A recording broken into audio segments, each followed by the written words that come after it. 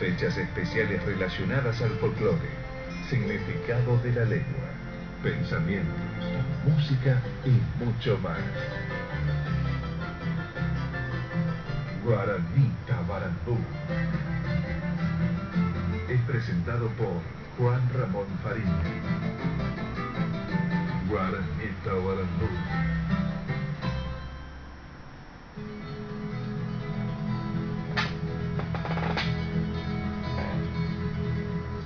Muy, pero muy buenas noches, Maite Irorimba, Eishapa Sangirucuera, Eishapa Pendepujare yo Aite, y por ante va. Qué bien, ¿cómo estás? ¿Todo bien? Excelente. Hoy, jueves 4 de julio del 2013, comenzamos otra aventura más en Radio Provincia, en la 107.3 frecuencia modulada, 620 amplitud modulada desde la capital de la provincia de Misiones, República Argentina.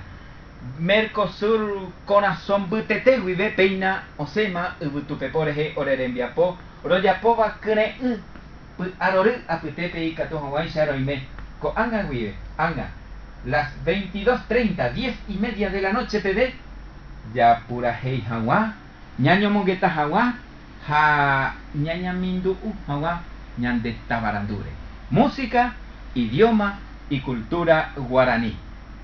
Una hermosa noche después de un día lluvioso hasta el mediodía, y a esta hora de la noche, una noche espléndida con las estrellas brillando por doquier y con todo el entusiasmo para comenzar una nueva aventura aquí en Radio Provincia.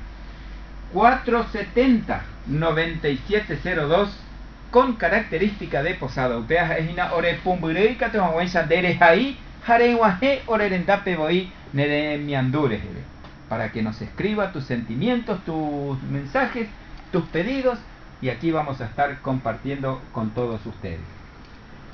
Hoy estamos en la operación técnica Sergio, el rey de la cumbia. Eco Sergio. Bueno, aprovechamos y saludamos a Sergio, a su acompañante, al personal de seguridad, Luis, a toda la gente que está en la radio, a Santiago Negro, que hoy está fungiendo de colaborador, aparte de su tarea de informativista.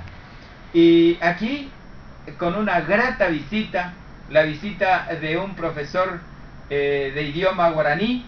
Él es antropólogo, es un militante, es un trabajador de nuestra cultura. Apeina oremoinujina ko pujarepe.